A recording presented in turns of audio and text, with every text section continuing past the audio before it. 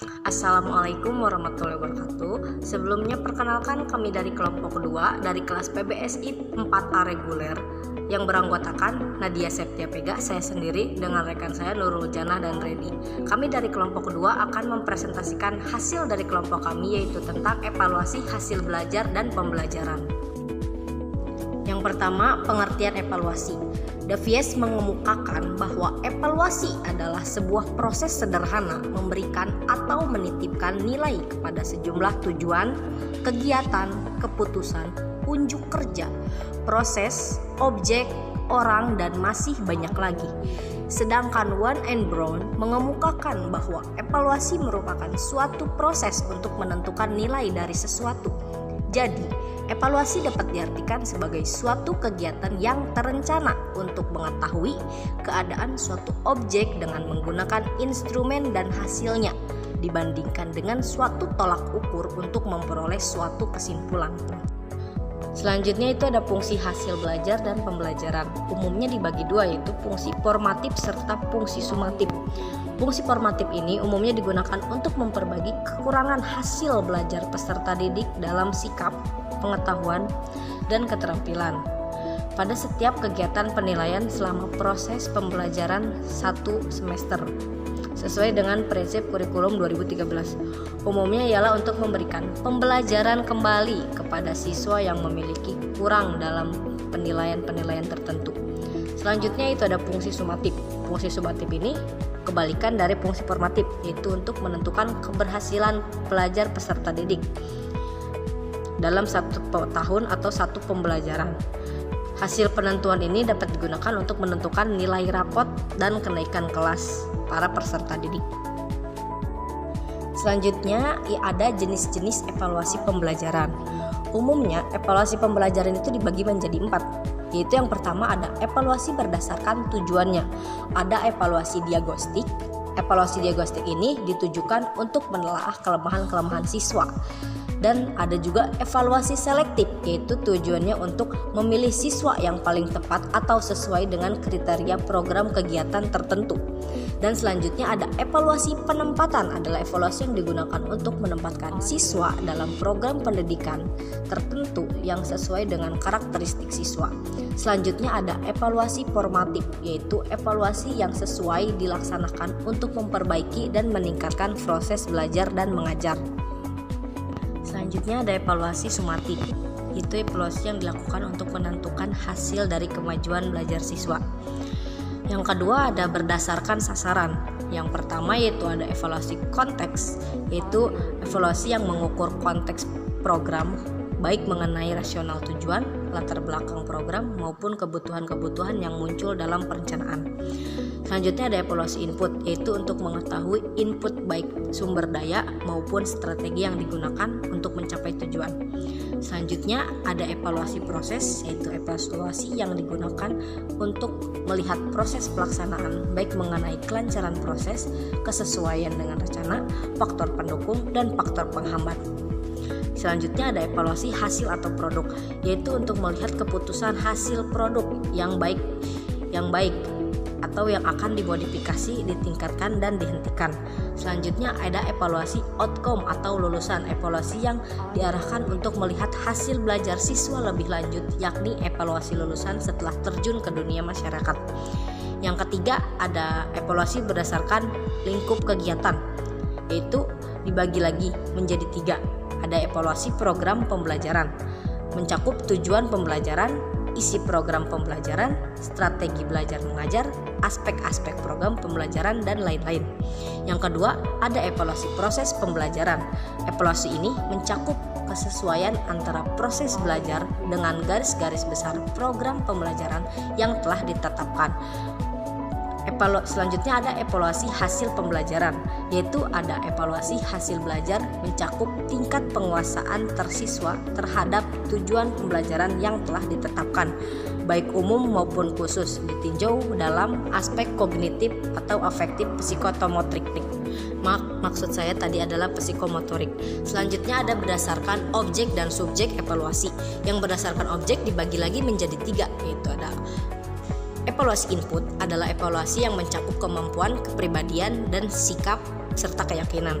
Selanjutnya, yang kedua itu ada evaluasi transformasi, yaitu evaluasi terhadap unsur-unsur transformasi proses pembelajaran antara lain materi, media, metode, serta lainnya. Selanjutnya ada evaluasi output atau evaluasi terhadap lulusan yang mengacu pada ketercapaian hasil pembelajaran. Selanjutnya ada berdasarkan subjek. Berdasarkan subjek dibagi menjadi dua, yaitu evaluasi internal dan evaluasi eksternal. Sedangkan evaluasi internal ini dilakukan oleh orang dalam sekolah sebagai evaluator, misalnya adalah guru. Lalu evaluasi eksternal itu adalah evaluasi yang dilakukan oleh orang luar sekolah, contohnya orang tua serta masyarakat. Selanjutnya adalah prinsip-prinsip penilaian hasil belajar dan pembelajaran. Yang pertama ialah sahih. Sahih ialah valid atau dilakukan berdasarkan pada data yang mencerminkan kemampuan yang telah diukur. Yang kedua itu adalah objektif. Objektif ialah penilaian yang tidak dipengaruhi oleh subjektivitas penilai. Karena itu dirumuskan pedoman nilai sehingga dapat menyamakan persepsi penilai dan minimalisir subjektivitas. Selanjutnya yaitu ada adil, ialah penilaian tidak menguntungkan atau merugikan peserta didik karena perbedaan latar belakang agama, suku, budaya, adat istiadat, status sosial, ekonomi, gender, serta hal lainnya. Selanjutnya itu ada terpadu. Terpadu ialah penilaian yang satu komponennya tidak dapat terpisahkan dari kegiatan pembelajaran. Selanjutnya itu adalah terbuka. Prosedur terbuka dan kriteria penilaian harus terbuka serta jelas dan dapat diketahui oleh siapapun. Dalam era keterbukaan seperti sekarang, pihak yang dinilai dan penggunaan hasil penilaian berhak tahu proses serta acuan yang digunakan dalam penilaian, sehingga hasil penilaian dapat diterima oleh siapapun. Selanjutnya ada menyeluruh dan berkesinambungan. Pada penilaian ini dilakukan dengan berbagai teknik serta instrumen, diselenggarakan sepanjang proses pembelajaran dan menggunakan pendekatan assessment as learning, for learning, and of learning secara proporsional. Selanjutnya ada sistematis. Sistematis ini dilakukan secara berencana serta bertahap atau mengikuti langkah-langkah baku yang telah ditetapkan. Selanjutnya yaitu ada beracuan pada kriteria, yaitu artinya untuk menyatakan seseorang peserta didik telah kompeten atau belum bukan dibandingkan terhadap capaian teman-teman atau kelompoknya, melainkan dibandingkan terhadap kriteria minimal yang telah ditetapkan.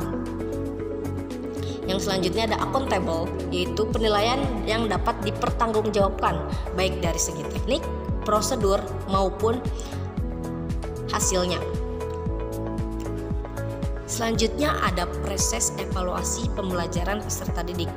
Brian Kerhoff dalam evaluasi hasil belajar tahun 2019 menjelaskan bahwa untuk melakukan evaluasi ada 7 langkah penting yang harus dilakukan, yaitu yang pertama ada penentuan fokus.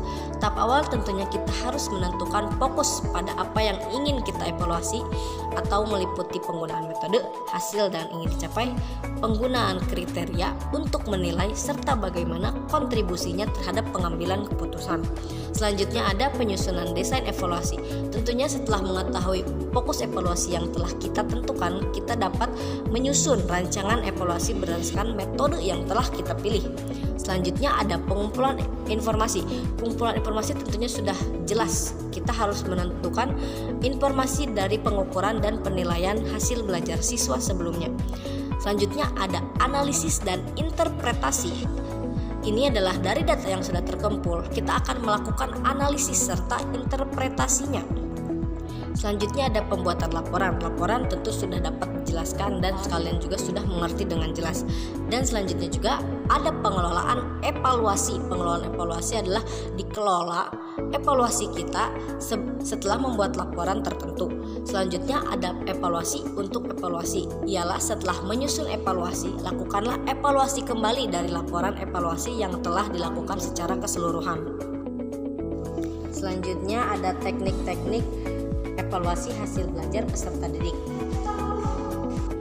Secara garis besar, teknik evaluasi ini dibagi kembali menjadi 2, yakni ada teknik tes serta teknik non-tes. Yang pertama teknik tes. Teknik tes tentunya dibagi lagi menjadi beberapa bagian. Yang pertama ada teknik tes formatif, adalah suatu teknik yang dilakukan untuk mengetahui seberapa jauh pokok bahasan yang baru saja diberikan.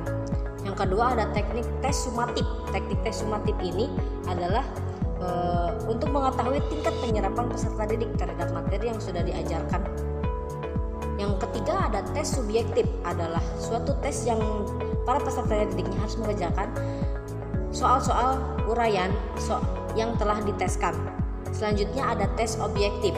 Tes objektif ini ialah kebalikan dari tes subjektif, yaitu para peserta didik hanya memilih soal atau pilihan ganda yang telah ditentukan. Yang keempat ada pretest. Maksud saya kelima, itu adalah suatu tes yang dimaksudkan untuk mengukur kemampuan prasyarat mengenai apa yang telah diajarkan pada diri atau testing. Selanjutnya ada post test, adalah suatu tes yang dimaksudkan untuk mengetahui keberhasilan suatu materi yang telah diajarkan kepada peserta didik. Selanjutnya ada tes buatan guru, ialah suatu tes yang tidak terlalu penting, dipersoalkan validitas, rehabilitasnya, serta lazimnya disusun oleh guru tanpa bantuan para ahli di bidang tes. Selanjutnya ada tes standar, adalah suatu tes yang memenuhi suatu persyaratan validitas, rehabilitas, kepraktisan, dan lainnya. Yang kedua ada non-tes. Non-tes ini tentunya juga dibagi lagi menjadi beberapa. Yang pertama ada observasi. Observasi adalah suatu pengamatan dan memberikan perhatian lebih terhadap objek tertentu. Selanjutnya ada wawancara, ialah pengajuan beberapa pertanyaan-pertanyaan oleh seseorang kepada orang lain dengan maksud untuk mendapatkan informasi mengenai suatu hal. Yang ketiga ada angket. Angket adalah suatu instrumen yang berisi daftar pertanyaan yang ditujukan kepada responden dengan maksud agar responden memberikan jawaban. Yang keempat, sosiometri adalah suatu metode yang digunakan atau yang dimaksudkan untuk mengetahui kedudukan responden di dalam suatu kelompoknya. Dan yang kelima yaitu ada catatan berskala atau yang dikenal dengan anecdotal record, adalah instrumen pengumpulan data yang dapat melengkapi observasi. Pencatatan ini dilakukan oleh pengamat terhadap kejadian-kejadian mengenai peserta didik secara insidental. Lalu yang terakhir ada skala penilaian atau yang disebut rating scale, adalah suatu daftar pertanyaan yang dipergunakan sebagai pelengkap observasi untuk menjelaskan serta menggolongkan dan menilai peserta didik dalam suatu situasi. Cukup sekian materi yang kelompok kami telah kerjakan dan telah saya sampaikan. Kurang dan lebihnya mohon maaf. Kurangnya dari kita, lebihnya dari Allah Ta'ala. Wabillahi taufiq wal hidayah. Wassalamualaikum warahmatullahi wabarakatuh.